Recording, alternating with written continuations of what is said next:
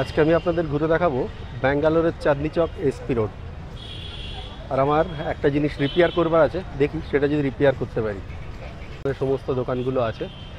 আমি এবারে এই এসপি রোড এর ভেতরে গিয়ে দেখব আমার এই ছোট্ট জিনিস, এই জিনিসটা রিপেয়ার করতে পারি কিনা। এটা একটা মাইক্রোফোন আমার আইফোনের, দেখা যাক সেটাকে যদি রিপেয়ার করতে পারি। আর তাছাড়া আপনাদের জাস্ট এসপি রোডটা একটু হেঁটে ঘুরে দেখাই জায়গাটা কেমন। ঠিক সন্ধ্যায় ব্যাঙ্গালোরের চাঁদনি চকে বলতে পারি।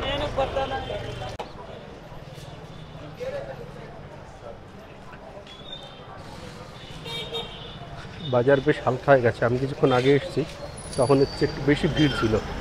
6:30তেই বেশ হালকা হয়ে গেছে। আজকে শনিবার, কালকে এই মার্কেট বন্ধ।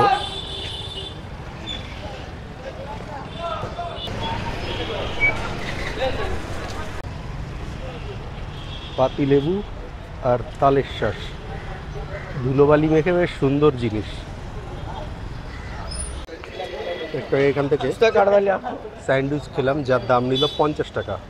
অনেক বছর আগে যখন কলকাতায় স্টুডেন্ট ছিলাম তখন এইভাবেই চাঁদনি চকে মাঝে মধ্যে ঘুরে বেড়াতাম। তবে চাঁদনি চক অনেক বেটার এর থেকে আমার মনে হয়। এখানটা একটা সাধারণ জিনিস আমি ঠিক করতে এসেও কোথাও পাচ্ছি না। আমার ধারণা চাঁদনি চক হলে এতক্ষণ ব্যবস্থা হয়ে যেত। তবে দেখুন কার কী পরিমাণে।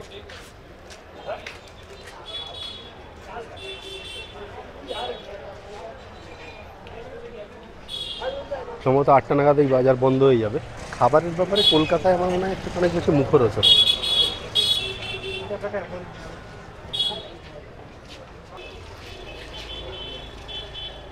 এবার একটু চুপচাপ এই রাস্তা দিয়ে হেঁটে দেখাই আপনাদের পুরো বাজারটা কেমন।